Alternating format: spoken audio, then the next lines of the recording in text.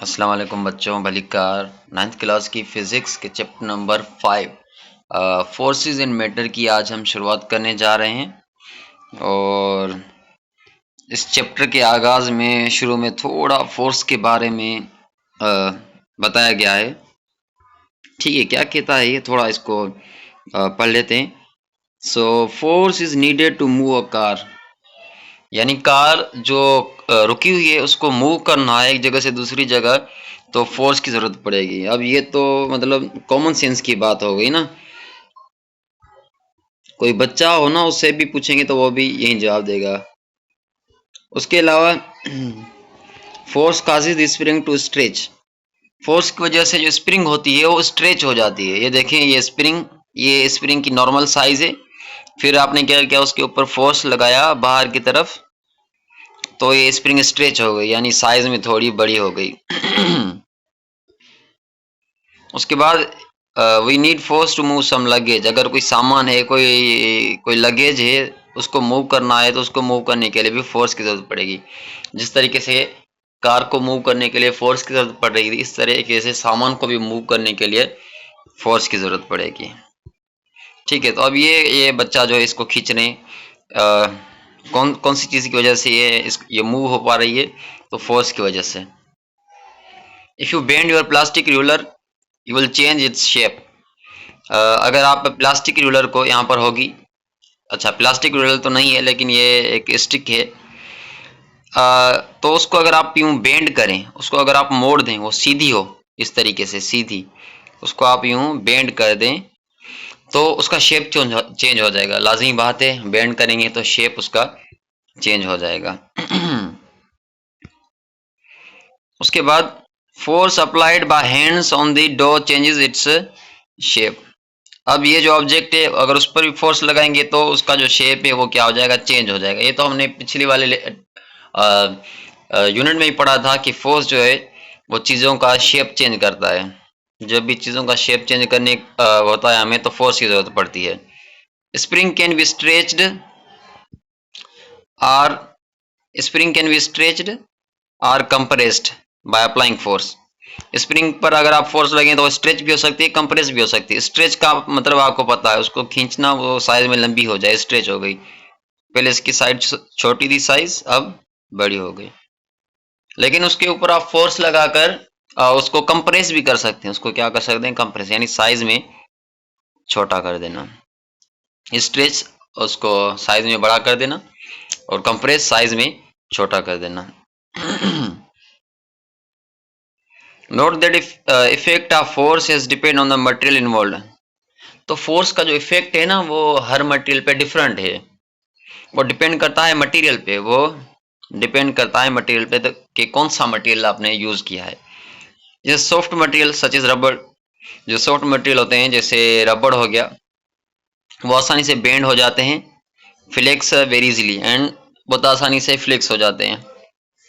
उन्हें आप आसानी से मोड़ सकते हैं, खींच सकते हैं। Spring comes back to its original shape when you remove the force, अभी आपने स्प्रिंग पर फोर्स लगाकर उसको स्ट्रेच किया या फोर्स लगाकर उसको कंप्रेस किया, जब ये फोर्स हटाएंगे तो ये स्प्रिंग फिर से अपनी ओरिजिनल शेप में आ जाएगी। ठीक है, तो ऐसे जो मटेरियल होते हैं, इन मटेरियल्स को कहा जाता है इलास्टिक मटेरियल। इनको क्या कहा जाता है, इलास्टिक। ऐसे मटेरियल जिन पर आप फोर्स लगाकर उनका शेप चेंज करें और जब फोर्स हटाएं तो फिर से वो अपने शेप में, उसी शेप में आ जाएं, तो ये होते हैं इलास्टिक मटेरियल,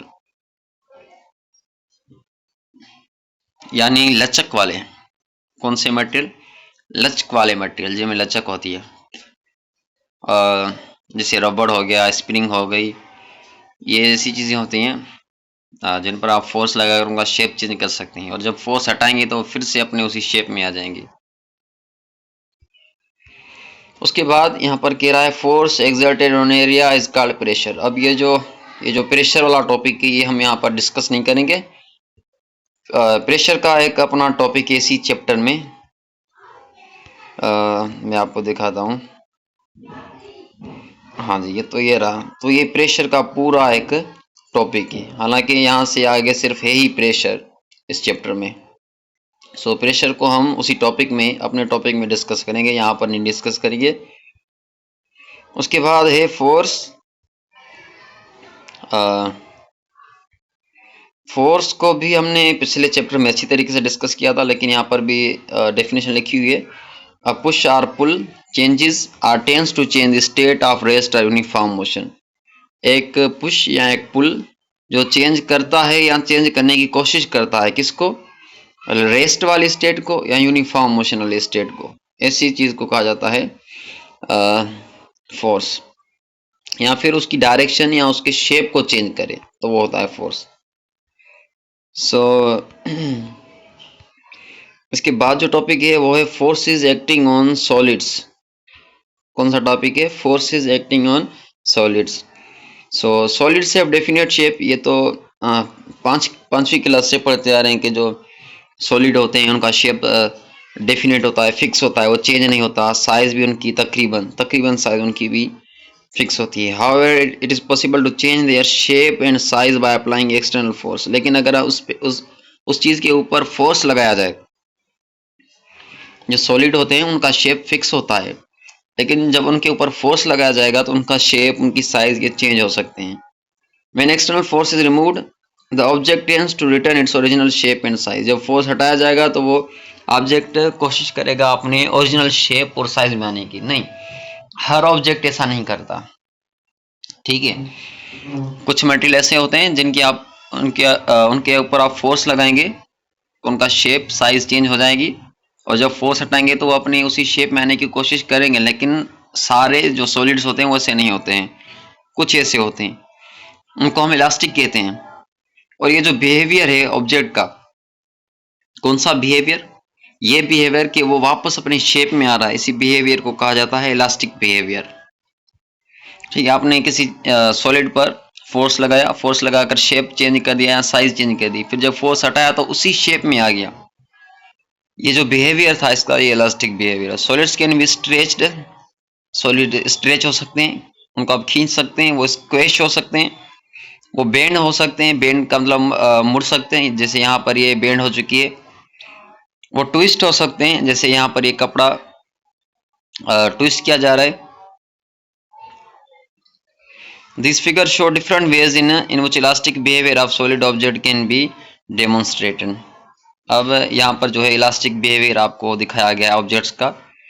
ये ऑब्जेक्ट्स जो वापस अपने उसी शेप में आने की कोशिश करते हैं। A sufficiently large force will permanently deform or break an object। ठीक है, ये जो इलास्टिक मटेरियल होते हैं ना, जो अपने शेप में वापस आ जाते हैं, अगर इनके ऊपर आप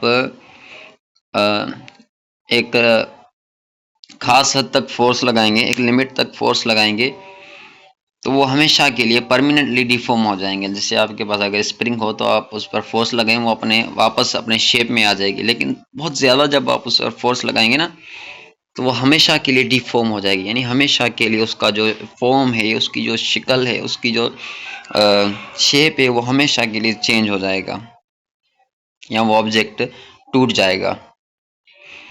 सो हाँ, तो ऑब्जेक्ट को क्रश भी कर सकते हैं, जैसे यहाँ पर स्टीन को क्रश किया गया है फोर्स के जरिए, यहाँ स्क्वैश किया गया है। आई होप ये वीडियो आपको समझ में आई होगी। कोई भी सवाल हो कमेंट सेक्शन में पूछ सकते हैं, और सब्सक्राइब ज़रूर कीजिएगा। मिलते हैं अगली वीडियो में। खुदा हाफिज़।